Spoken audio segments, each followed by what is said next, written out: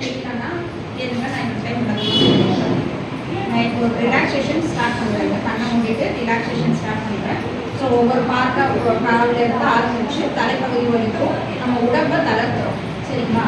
அந்த அளவுக்கு நம்ம மைண்டை ரிலாக்ஸ் பண்ணுறதுக்கும் உடம்பை யூஸெல்லாம் பண்ணுறதுக்கும் ரிலாக்ஸேஷன் பண்ணுறோம். ஸோ அதோட கண்டினியூஷனை அப்படியே நம்ம ஆவேஷம் எடுத்துச்சு சேஞ்ச் பண்ணுற மாதிரி இருந்துச்சுன்னா அப்படியே நீங்கள் கண்ணை மூடிட்டு உங்களுடைய கால் இருக்கையை பொசிஷன் கொஞ்சம் ரிலாக்ஸ் பண்ணிக்கலாம். ஸோ இதில் பாயிண்ட் என்னென்னா நம்ம மெடிடேஷன் பண்ணுறோம்னா இப்படி ஸ்டிஃபாக உட்காந்துருக்கணும் அப்படிங்கிறது இல்லாமல் ரிலாக்ஸாகவும் பண்ணிக்கலாம். ஏன்னா நம்ம கால் வலி இருக்குன்னா நம்ம கவனம் அங்கே தான் இருக்கும், மெடிடேஷன் பண்ண முடியாது.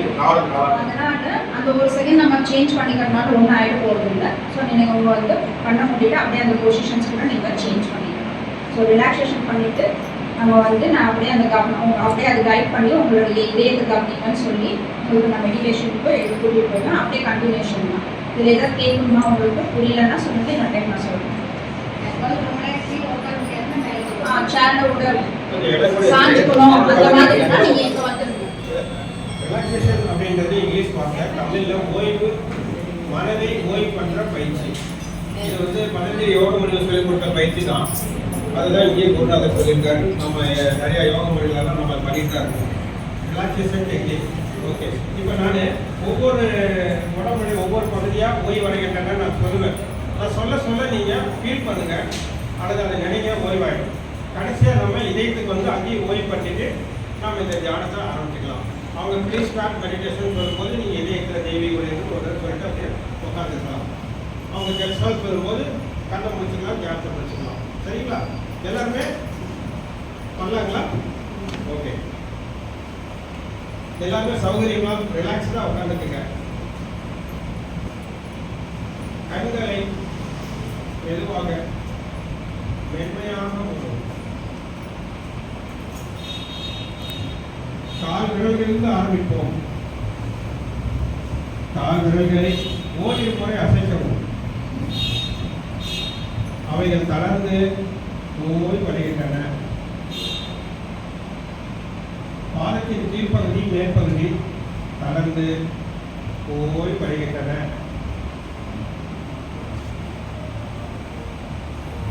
பூமியிலிருந்து ஒரு சக்தி பாதத்தின் வழியாக கணுக்கால், பெற்றக்கால், முழங்கால், தொடைப்பகுதி முழுவதும் பரவி தளர்ந்து ஓய்வடைகிறது. ரிலாக்ஸ். இடுப்பு, இருக்கை பகுதி தளர்ந்து ஓய்வடைகிறது. முதுகின் கீழ்ப்பகுதி மேற்பகுதி பின்பக்கம் முழுவதும் தளர்ந்து ஓய்வடைகிறது. வயிறு தளர்ந்து ஓய்வடைகிறது. மார்பு தோள்பட்டை தளர்ந்து ஓய்வடைகிறது. ரிலாக்ஸ். கை விரல்கள் தளர்ந்து ஓய்வடைகிறது. உள்ளங்கை மணிக்கட்டு தளர்ந்து ஓய்வடைகிறது. முன்கை, முழங்கை, மேல்கை முழுவதும் தளர்ந்து ஓய்வடைகிறது. கழுத்தில் உள்ள சதைகள் தளர்ந்து ஓய்வடைகிறது. ரிலாக்ஸ். உங்கள் கவனத்தை முகத்திற்கு கொண்டு வாருங்கள். முகத்தில் உள்ள சதைகள் தளர்ந்து ஓய்வடைகிறது. தாடைகள், வாய், உதடு, மூக்கு, காதுகள், கண்கள், புருவங்கள், முன்னெற்றி, உச்சந்தலை வரை தளர்ந்து ஓய்வடைகிறது.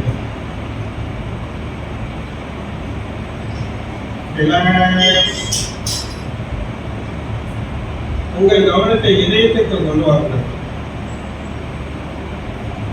இதயத்தில் ஆழ்ந்து அமிழ்ந்து சலனமின்றி நிலைமைந்து இருக்கிறது. அங்கே சற்று ஓய்வாக இருக்கிற உணர்வு.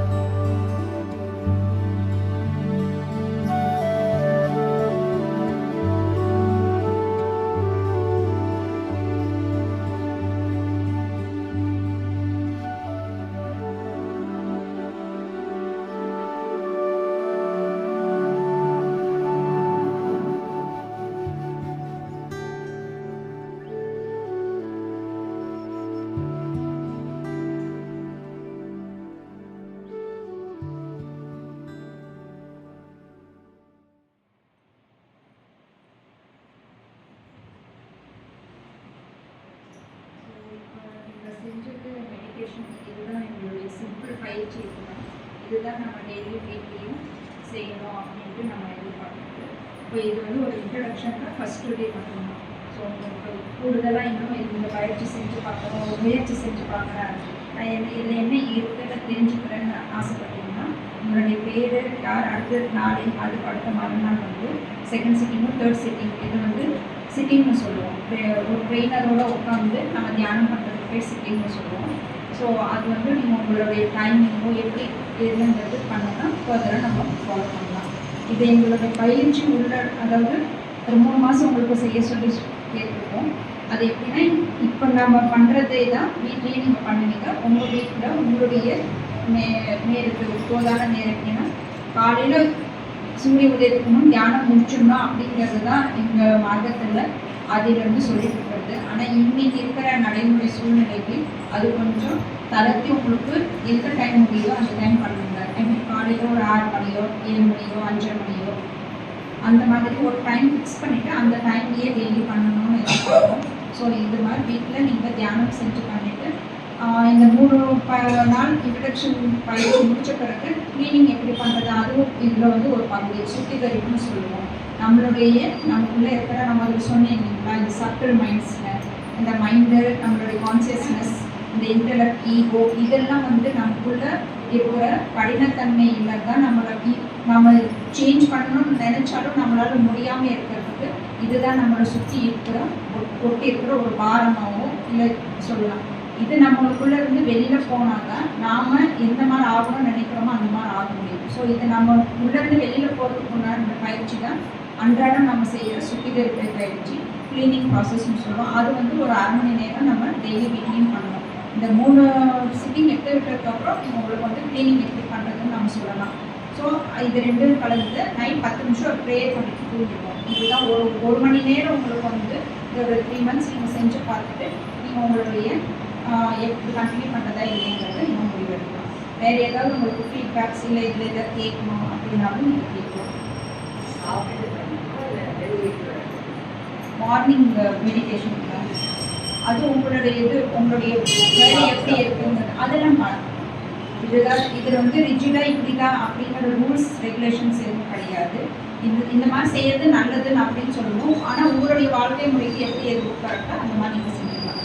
சாப்பிட்டுட்டு உடனே உட்கார்ந்தா நம்மளுக்கு வந்து கொஞ்சம் தியானம் பண்ணுறது எப்பயுமே கஷ்டமாக இருக்கும். ஏன்னா இந்த ஜீரண மண்டலம் வந்து ஒரு சூடு இருந்தால் தான் அது பண்ணோம். ஸோ இது வந்து நம்ம நிதானமாக நம்மளுடைய பிராண ஆக்சிஜன் லெவல் எப்பயுமே வந்து தியானம் பண்ணும்போது கொஞ்சம் அந்த மூச்சு எல்லாம் கம்மியாக இருக்கும்.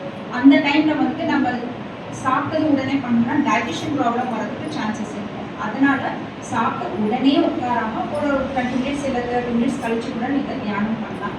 இல்லை எங்களுக்கு ஒன்றும் டிஃப்ரென்ஸ் தெரியலன்னா நீங்கள் உடனே கூட உட்காரலாம். அது உங்களுடைய சாய்ஸ் தான்.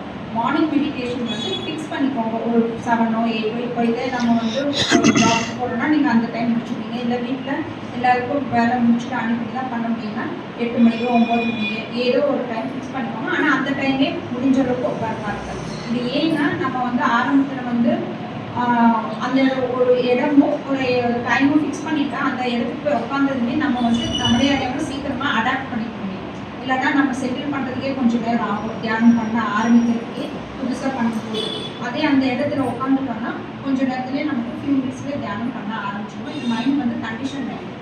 அதனால ஒரு குறிப்பிட்ட நேரம் முடியலனாலும் ஏதோ ஒரு டைம் பண்ணிடுங்க. சரி இன்னைக்கு நான் 9 மணிக்கு எப்பயுமே என்னுடைய ரொட்டீனை பண்ண முடியல, இன்னைக்கு நான் பண்ணேன்னா 10 மணிக்கு கூட பண்ணலாம். ஸோ இது வந்து இப்படி தான் பண்ணணும்னு ரூல்ஸ் இல்லை. ஆனால் பண்ணுங்க ஏதோ ஒரு விதத்தில்